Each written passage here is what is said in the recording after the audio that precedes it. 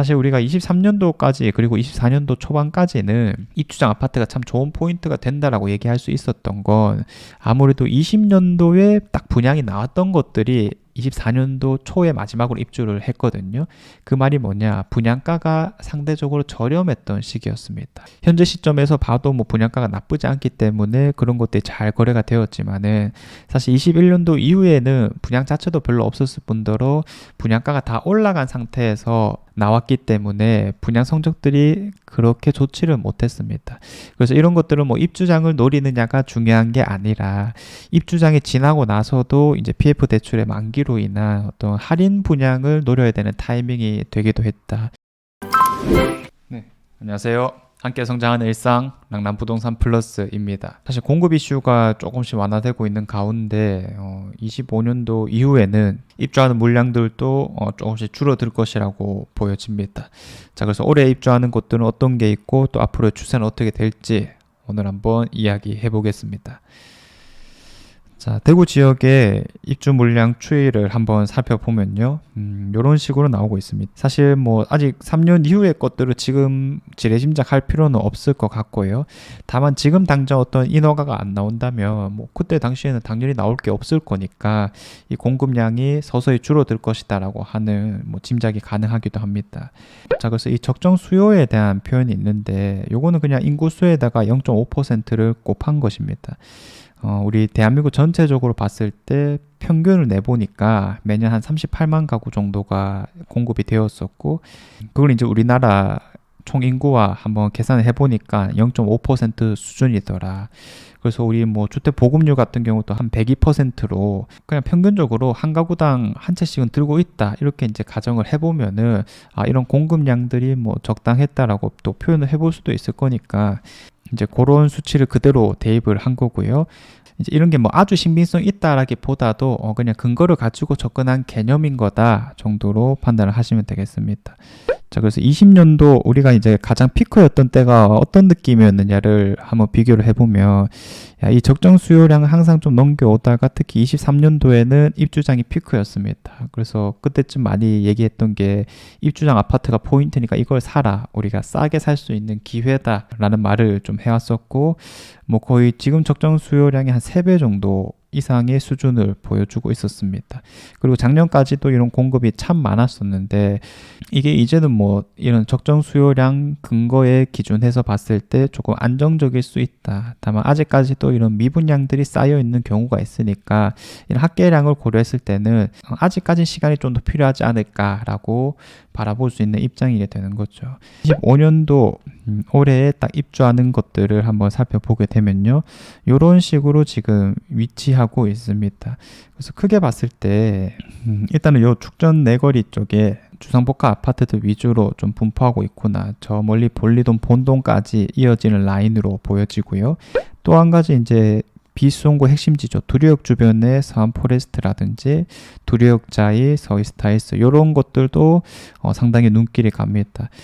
특히 이제 두류역 일대는 그럼 올해만 지나면 좀 이 공급적인 측면에서 안정기에 도래한다고 볼 수 있기 때문에 비과세 기간이 도래하고 매물을 확실하게 확인해 볼 수 있다는 측면에서 이런 지역들이 뭐 지금 말하기엔 좀 섣부른 측면도 있지만 27년도 이후가 상당히 좀 기대가 되는 그런 지역이기도 하다 이렇게 볼 수 있겠고, 그럼 이제 비슷한 관점에서 청라 언덕역은 사실 공급이 좀 마무리가 된 느낌이 있잖아요. 그래서 이미 좀 기대를 많이 받고 있고 앞으로가 좀 흥미진진하다 이런 관점으로 바라볼 수 있겠습니다. 자, 그리고 뭐 다른 지역들은 뭐 한두 개씩 있다라고 또 쳤을 때 지금 태평로 일대가 상당히 또 겹쳐 있는 상황이죠. 특히 대구역 위쪽으로 해서 북구 지역 안에서 이 매물들이 좀 겹쳐 있는 느낌이고요. 이 태평로 라인에서 워낙 많은 힐스테이트들이 있는데 이 한두 동짜리의 단지들도 좀 눈길이 가기도 합니다. 그래서 대구역 일대에 공급이 좀 몰려있다 뭐 이런 것도 우리가 눈치챌 수 있겠고, 또 한 가지 이제 포인트는 동대구역 일대입니다. 특히나 최근에 이제 분양이 나오게 되면서 후분양 단지들이 뭐 대시양이라든지 아니면 이편한세상 동대구의 센텀스퀘어 이런 것들 분양 성적이 그렇게 좋지는 못했습니다. 아무래도 이게 가격 이겠죠. 그런 게 참 아쉬웠다라고 볼 수 있겠고, 더 센트럴 화성파크들이 이런 것도 분양까지는 또 좋았지만은 최근의 흐름이 뭐 아주 뛰어났다 이렇게까지 바라보긴 힘들 것 같습니다.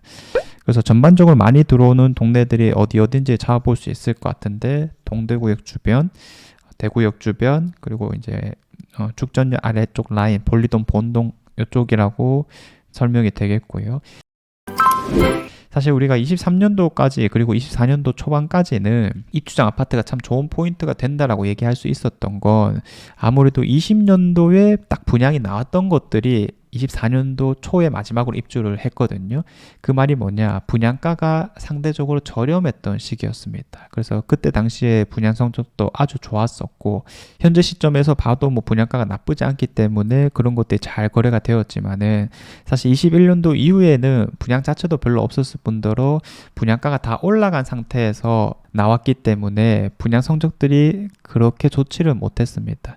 그래서 이런 것들은 뭐 입주장을 노리느냐가 중요한 게 아니라, 입주장이 지나고 나서도 이제 PF 대출의 만기로 인한 어떤 할인 분양을 노려야 되는 타이밍이 되기도 했다. 그래서 방금 봤던 이런 공급이 많은 지역들을 중심으로 할인 분양들 우리가 기대를 하고 있잖아요. 입주 후가 오히려 포인트가 된다. 이렇게 이제 설명을 해볼 수 있겠고요. 이런 것들이 이제 공매로 나오기도 했었고, 아니면 정말 더 큰 금액의 할인 분양을 진행함으로써 빠르게 소진되기도 했었습니다. 다만 이 할인 분양을 할 때 앞으로 포인트가 될 수 있는 금액이 이제 6억이라는 숫자이겠죠. 이 지방 미분양 주택에 대한 어떤 세제 혜택을 줄 때 이미 이제 6억이라는 기준을 잡아놨기 때문에 아마 웬만한 곳들이 이 6억에 맞춰서 좀 할인 분양을 진행할 가능성이 높고, 만약 입지가 좀 부족한 곳들이라면 그냥 한 10% 정도를 더 했을 때 아마 소진될 가능성이 높아 보인다. 자, 그래서 이때 좀 주의를 했으면 하는 게, 이제 할인 금액이 얼마나 되느냐 이런 게 포인트는 아니거든요. 그냥 그 입지에서 그 아파트의 가격이 총 금액이 적정하냐, 그리고 그 금액에서 살 수 있는 최선이냐, 항상 이런 것들을 잘 고민하셔야 됩니다. 왜냐하면 분양가가 높았기 때문인 거죠. 자, 그래서 이런 아파트 리스트들을 이제 하나하나씩 살펴본다고 했을 때, 두류역의 서안 포레스트 일단 뷰가 괜찮을 거니까 이런 거 뭐 눈길이 좀 가고요. 이제 파동이 지금 상당히 힘든 상황이죠. 패스하고. 자, 이안엑 소디움이 공사 중단 이런 문제도 있었지만은 그래도 아픔을 딛고 조금씩 진행하고 있는 듯한 모습으로 보여지고요. 화성파크들인 구수산공원 이런 것들도 참 괜찮은 곳이었습니다. 그리고 칠성동의 루센트와 이제 대자별이 들어오게 되면서 이제 이런 것들이 이제 어떻게 잘 처리되고 있느냐. 그래서 최근에 제가 특강을 할 때에도 이 두 개 아파트에 대해서 질문들이 참 많았었는데, 그 중에서는 루센트의 뭐 대형 평수 이 정도면 어떤가요? 라는 질문을 받기도 했었습니다. 태평로는 들어오는 것이 있긴 한데 사실 이런 것들이 규모가 작고 주류의 아파트라고 보여지진 않기 때문에 이미 태평로는 사실 공급이 어느 정도 마무리가 되어 가고 있다. 돈힐 스테이트를 기준으로 어느 정도 마무리되었다. 이렇게 표현을 해볼 수 있겠습니다. 자, 그리고 해링턴 플레이스 감삼 3차 이런 것들도 뭐 사람들 관심이 많은 것 같고요. 중반기 이후에 두류 스타일스라든지 두류역 자이가 딱 들어가게 되면 이때 이후 특히 27년도부터의 거래 흐름들이 참 기대가 되는 상황이기도 합니다. 자, 그리고 이편할상 동대구역 요거는 7억 정도 수준에서 분양가가 나왔기 때문에 현재 시점에서는 큰 메리트를 못 느낀다. 사실 뭐 동구의 대장급인 디오엘로라든지 아니면 동대구의 화성파크들이 이런 것들이 이제 호가는 다 7억을 넘겼거든요. 그럼 사실 이런 신축도 7억을 넘길 수 있는 거 아니냐 뭐 이렇게 바라볼 수 있겠지만, 사실 이 대장 아파트라고 하는 게 투자성뿐만 아니라 실거주 가치까지 함께 받쳐줘야 되기 때문에, 실거주의 측면이라면 단연코 이 단지 규모감이라든지 이런 게 중요하거든요. 근데 이제 그런 게 좀 약하다 보니까 아직까지는 7억이라는 숫자가 받아들여지지 않는 것 같습니다. 우리가 늘 이 공급 이슈를 겪어왔었는데 이제는 공급이 마무리가 되게 되고, 사실 우리가 뭐 아파트를 고르는 기준은 명확하잖아요. 그래도 입지가 좋고 이 아파트 자체가 좋은 게 맞느냐, 이런 측면에서 신축이라는 점이 좋긴 하지만은 입지에 비해 다소 높은 가격을 받고 있는 곳들이 꽤나 많다 보니까 이런 것들을 잘 구분할 수 있는 어떤 시야를 넓히는 게 참 중요하겠다. 그리고 그 비슷한 금액으로 살 수 있는 것들을 함께 잡아보시길 바라겠습니다. 자, 매번 또 특강을 진행하고 있기 때문에 개별적인 질문이 있으신 분들은 오셔서 질문하시면 또 답변 드릴 수 있을 것 같고요. 자, 이상 제가 준비한 내용은 여기까지이고요. 내일도 좋은 내용으로 찾아오도록 하겠습니다. 감사합니다.